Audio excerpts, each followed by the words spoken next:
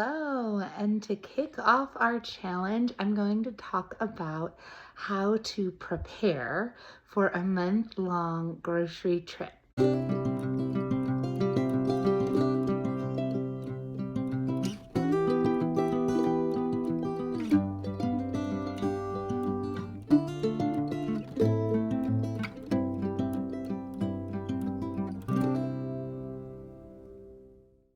Now, I am doing this from the perspective of saving as much money as I possibly can. We have a lot of people to feed. I've been exploring some different options. This is also me learning as I go. I don't claim to be an expert. I just really want to try and save us money since I'm home. I can spend some of my time and energy on making sure we're cutting costs where we can. So anyway, today I ended up going to an Amish produce auction in our area where you buy bulk produce for cheaper than you would in the grocery store. And I went with my dear friend who also has a large family, and we met up and kind of learned the ropes, and thankfully have a couple of friends there as well, who one of them pulled me aside and said, listen, come next Tuesday, you'll get 50 pounds of potatoes for $5. So I am there. I have started canning potatoes, and Mike really likes to use them. The boys, the older boys especially, like to use them sometimes for lunch. And also they're just good to use in like beef stews, soups, those types of things. So anyway, 50 pounds of potatoes I think are going to be on our docket for this month of pressure canning and trying to get those used through. We do go through about 10 to 15 pounds a month anyway.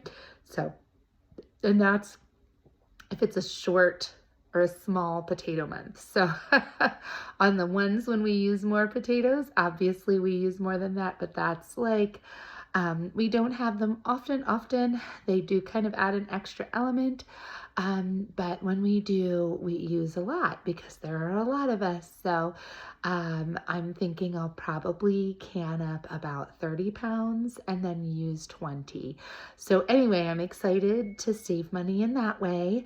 The other thing that I do fairly carefully is compare ounces, and you'll see further in this video me looking at Dutchway, me looking at a restaurant, like a Webstaurant is what it's called, store, because the other tip that I'm going to give you is, especially if you're feeding a large crowd, but even if you're not, for the shelf stable things, it's always a good idea to stock up. It's a way to make your month last, a month's worth of food last, so that if you run out of loaves of bread, you have the materials to make the bread. And thankfully I have a bread maker, so that makes it a lot easier.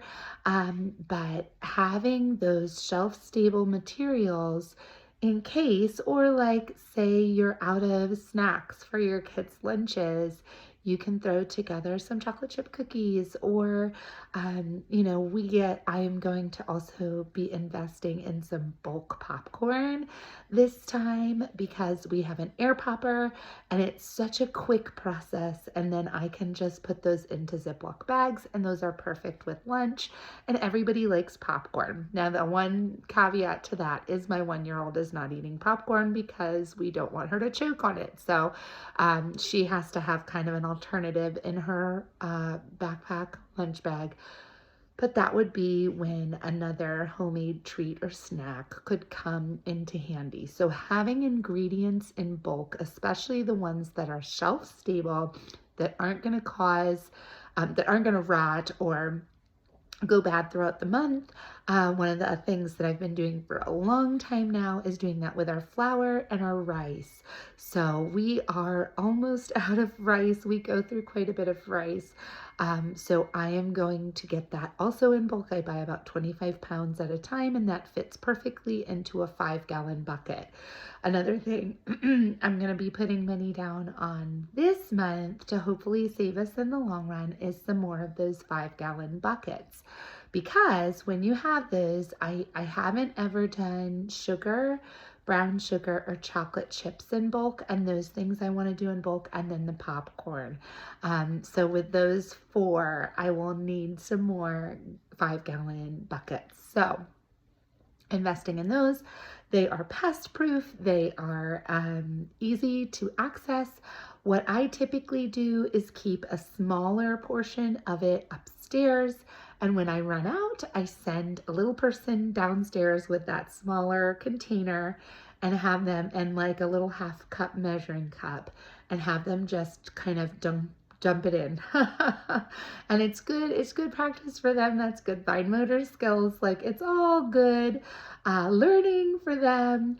But that is a helpful way to kind of keep those shelf stable things on hand, so that you don't have to run to the store. Oh, I ran out of bread. I miscalculated how many we would need.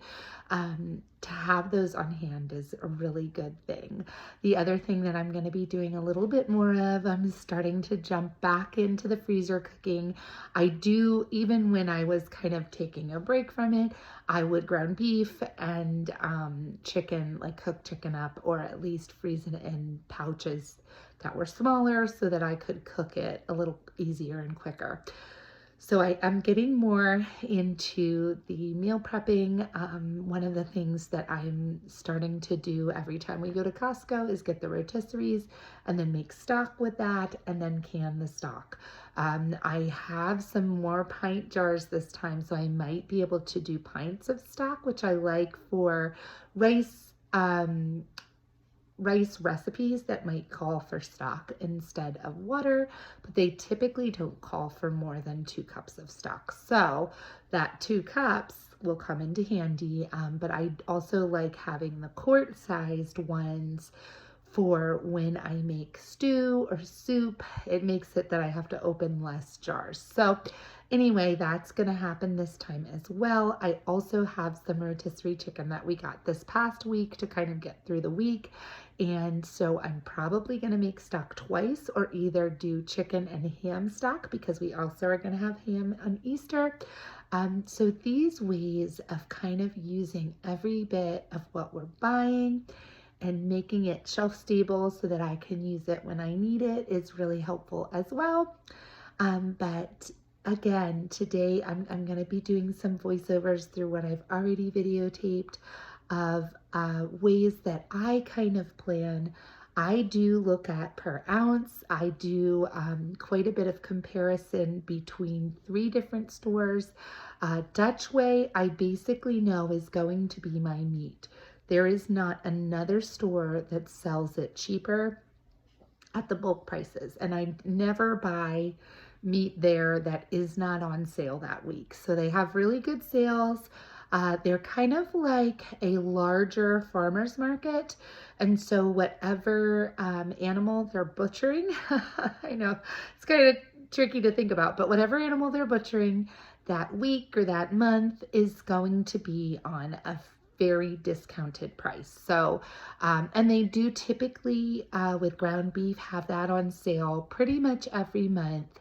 And I follow that as well throughout the month, so that if there is a month where it's like, ooh, I'm not getting a lot of meat this month because a lot of it isn't on sale, or what the cuts that we use aren't on sale, I will keep an eye. And if there's like an excellent sale on chicken tenders, then I will just go to the store for that. And it was easier to do that when Jacob was at the technical school closer to Dutch Way, but it's okay. It's not a huge deal. It really is $2 to $3 cheaper than you can find it anywhere else, and that's per pound. And so when you're a family that eats close to 2 pounds with a meal for dinner, that really makes a difference. And so we are trying to, again, I kind of have my finger on that pulse. I said to a couple of friends that that is the only email subscription that I open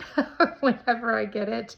Some of them I do ignore, but that one I definitely open and check it out. And their website is really awesome as well, that you can go directly to what the meat sales are. So like I have my preferences set at that is the first thing I see. What is the meat sales? And so I'll scroll down those. And if they look good enough, then I'm going to look at what else is on sale produce wise. Sometimes they have really good sales on eggs. And then they, in this area, are the cheapest for milk because that, again, is kind of sourced from their farm. There isn't as much of a middleman for them. So that makes it a lot cheaper. So I always get milk there, and I always know I'm going to get milk there. And then the other store we're going to go to this time is BB. So I'm going to talk about each one of them and kind of how we do that. And then each one of those stores will have their own video on what I got there and why and how it's going to help us get through. And then I'll talk about some easy recipes and prep work for breakfasts, for lunches, for dinners. This is going to be the first time I step back into the breakfast and lunch game. So I'm excited. It is a process tonight. Another part of the prep work, not only am I looking at budgeting, I'm looking at price per ounce, price per unit. I'm looking across, which is nice that there are online places to do that, but I'm looking across different stores to get prepared. But I'm also getting the house kind of together, making sure all the laundry is folded and done and put away, making sure that the dishes are done, making sure that my jars especially are washed and all the jar lids are ready to go, so that when I get home, if I have anything I can just quickly throw into the canner, I can get that started overnight and there's less steps involved.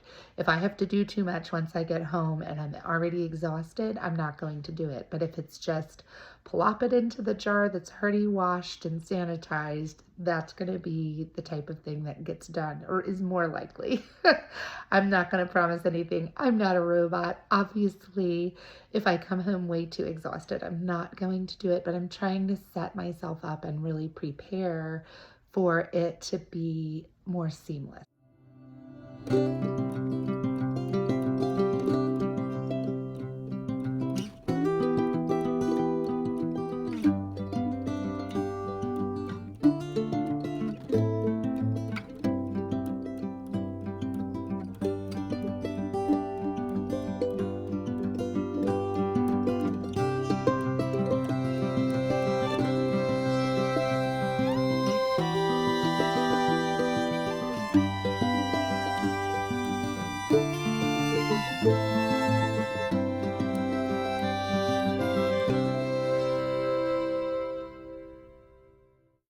So here I am researching the different stores, looking at the different prices. A lot of the times there are weekly ads, and some stores even have the opportunity to make like you were making a pickup order, which I will often do just to get an idea of what the budget will be for that store. I like to do that because then I kind of have it already totaled for me by looking at the cart. Now, Dutchway does not really have that option except for more money for the meat on sale, and that is mainly my reason to go. So I'm just looking to get an idea of what the meat on sale that week is, and then to use that to build my menu around for the month. So the things that we often will get is roast, ground beef, and chicken. I sometimes will get pork chops as well because I can kind of sub those in for chicken. It just depends on what's on sale that week. I also look at the deli meat and cheese. Oftentimes they will have a deli cheese on sale for between $2 and $3 a pound, and I stock up then.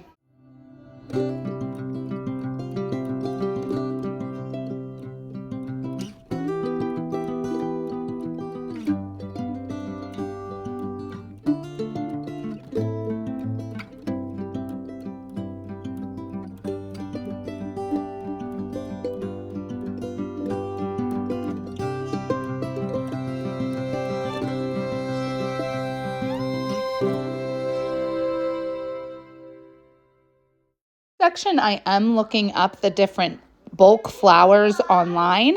I did end up finding an Amish store nearby that sells them in bulk for fairly cheap. So I kind of did a price comparison when I went.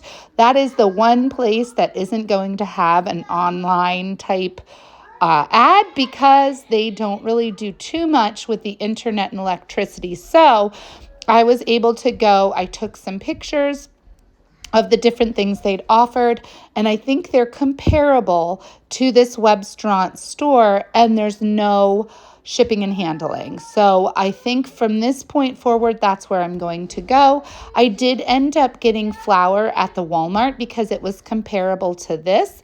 But from this point forward, I will go to this one store that's close by that sells bulk bakery items and bulk popcorn. So I'm going to go there and get it the next time. I will need to make sure that I get some money out beforehand because they don't take cards.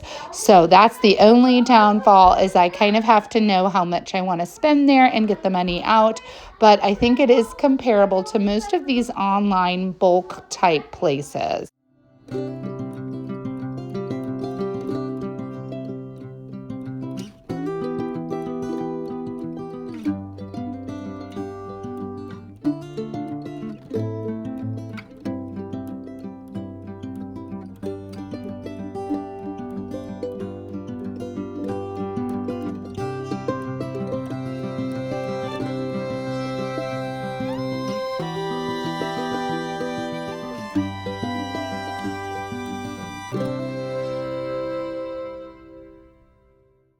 I do usually put this down on just a sheet of paper, but did it on the computer this time to show how I kind of set up my budget. I think about the different stores that I'll be going to. I look at how much things are on the online cart or just going to the ad, as you see me doing with Dutchway, and get a good idea of how many pounds of each thing I want and how much per pound each thing is, and then put a number amount on each store. So I know if I'm staying within budget. Since I'm not getting everything from one store, I want to have an idea of each store's budget before I even walk in the door, so I know what I'm giving and what I'm not going to go above. I did used to do cash. I don't as much anymore because I also do pickup. You'll see in a later video that if for Walmart, I did a pickup order because it just made it easier, and it was stuff that I knew was cheapest there after looking online. And the nice thing about Walmart online as well is they already have their prices in like a per ounce or per unit type of place, so that when you look at each thing, you can immediately see the price per unit. No other place I've found has had that, so I had to do some calculating. However, I was able to fairly easily find what would be the cheapest and where.